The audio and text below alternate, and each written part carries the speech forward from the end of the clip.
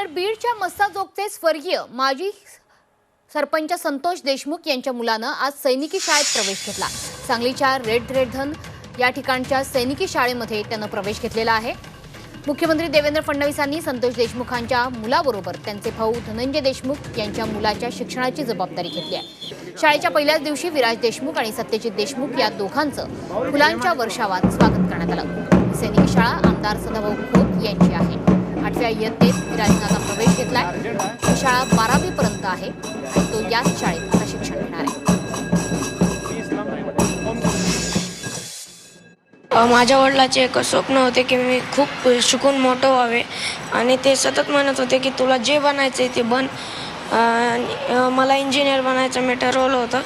यामुळे आम्ही तर या क्षणी आम्हाला या दोघांना पण इथं असं अभ्यासासाठी शैक्षणिक एज्युकेशनसाठी आम्हाला त्यांना इथं सोडून म्हणजे मन तर नाही आहे पण त्यांच्या एज्युकेशनसाठी आणि भाऊंची इच्छा आहे की त्यांनी दोघांनी इथंच त्यांचं करिअर बनवावं, त्यामुळे आम्ही त्यांना इथे सोडून भाऊकडे सोडून जात आहोत। मुख्यमंत्र्यांनी ठरवलं की या कुटुंबाच्या पाठीशी एक भाऊ म्हणून मला उभा राहायचा आहे आणि त्यांनी एक मला मोठी संधी दिली की 2 लेकरं या सैनिक स्कूलमध्ये शिकण्यासाठी या ठिकाणी येत आहेत।